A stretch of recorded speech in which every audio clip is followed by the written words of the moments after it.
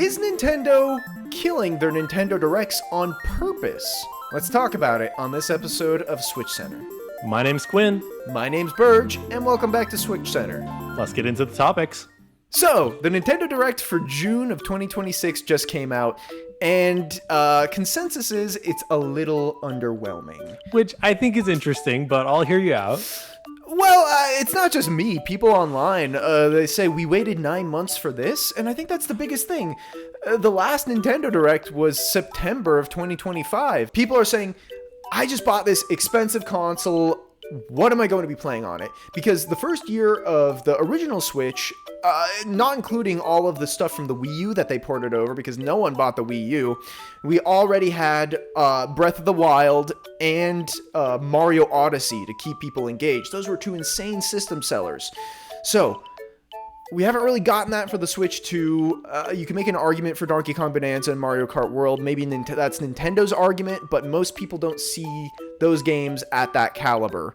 And that's just the facts of it, whether that's your opinion or not. So, we go into this Direct. We're ready for our socks to be blown off. And it's just kind of like, okay. We start with Rhythm Heaven.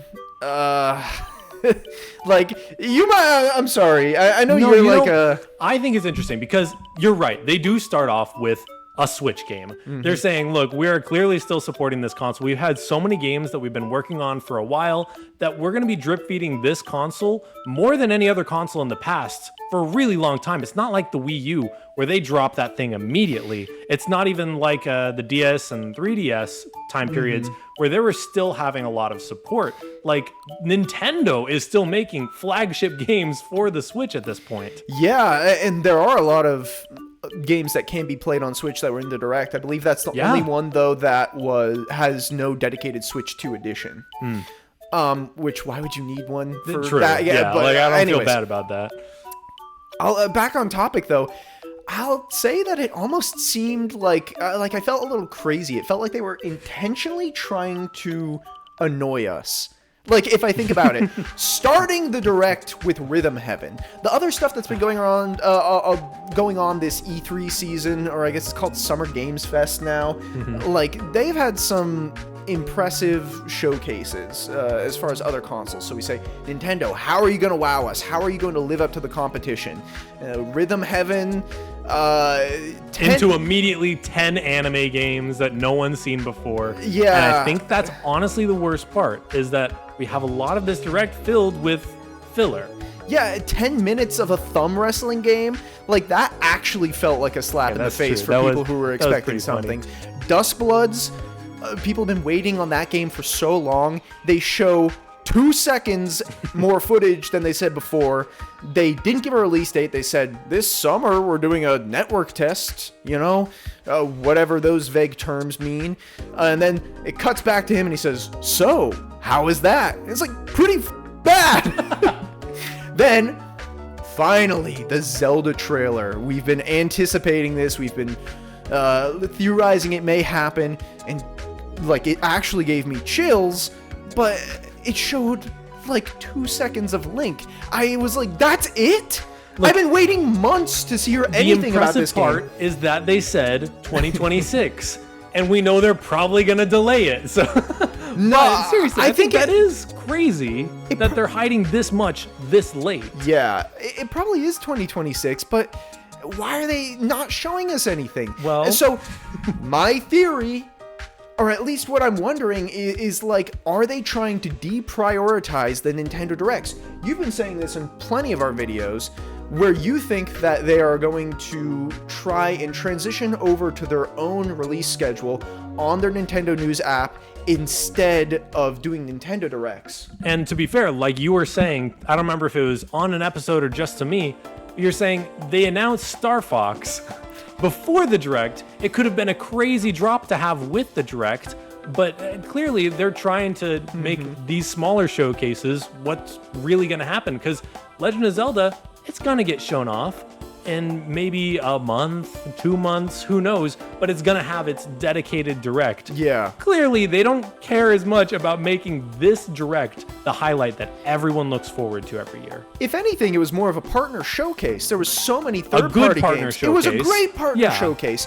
But obviously, this format that they've been doing, as long as I can remember, they're trying to transition out of it. Yeah. Because if we think about these Nintendo Directs, they are supposed to build hype cycles. More than announce games, they're supposed to get you excited about the system. Are they trying to kill hype cycles? Are they trying to kill people in chat saying Deltarune when? Prime 4 when? Like, Yeah, did they... that's an interesting thought. What's because happening? They had this massive amount of hype for Prime 4, for example.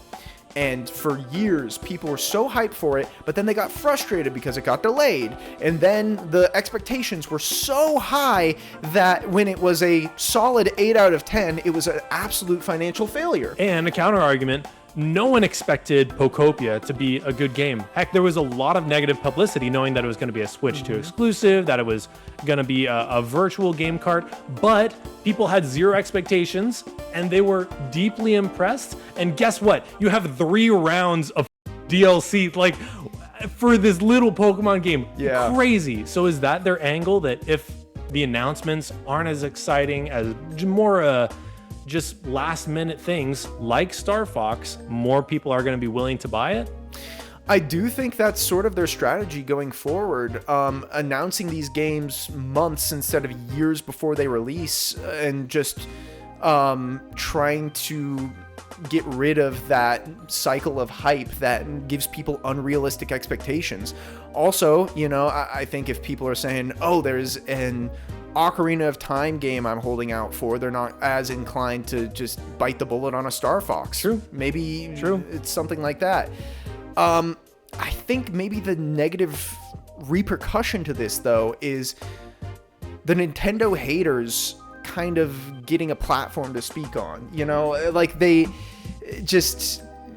all the people who are saying Nintendo is washed, this just makes it seem more so in that direction. But we know for a fact that they do have games. They just formatted their show terribly.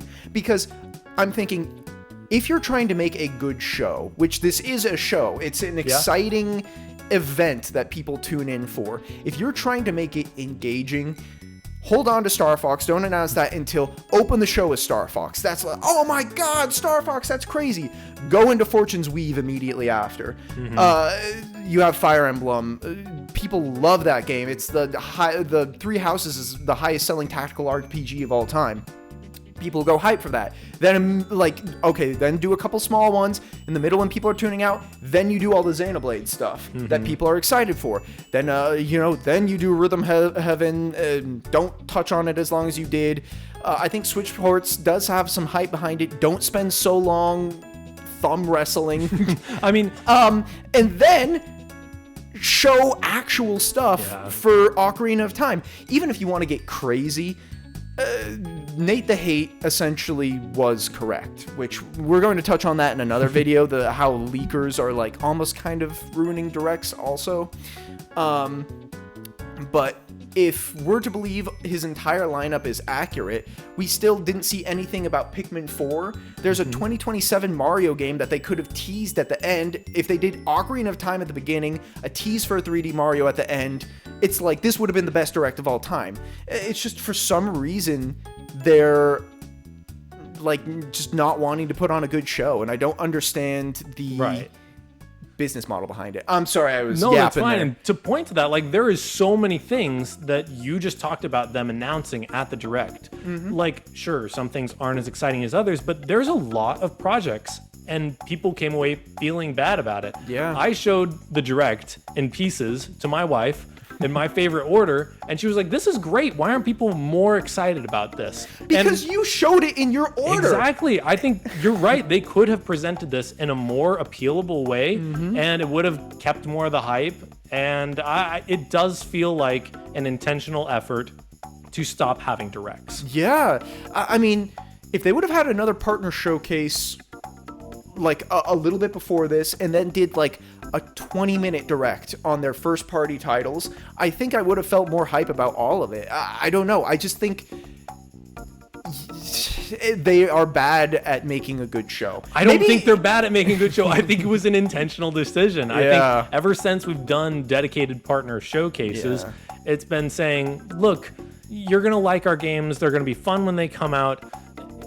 Just, this isn't our format anymore. They used to make entire puppet shows to start their directs. It's like I miss the era where they put in actual effort on these things.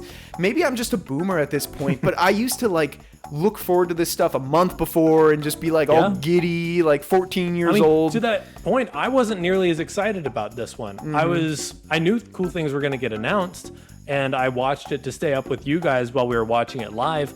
But I felt pretty okay to watch recaps after. Yeah, I mean, maybe that's all we need to do in the future. You and I just need to scroll. What did they announce? Oh, that's cool. That's cool. That's cool. I honestly think from the directs that I've missed, I've enjoyed it more that way. So it sounds maybe like it's a me that's problem. what Nintendo wants to do. Yeah, just they announce a bunch of games on their news app instead of doing a direct, and then you can watch the trailers you want. Maybe that's what we have moving forward. So the question is, do you guys, one, agree that this is the intentional angle? And two, are you a fan of it? I assume you're not, but I'm curious to hear what you guys think down below. Yeah, Nintendo just beats by their own drum. They do whatever they want. Yeah, it's everyone this is else's another problem. era. It's do you watch the directs live? Do you just watch the highlights after? Yeah, just let us know. Make sure to like and subscribe. Yeah, and yeah. Tell your grandma.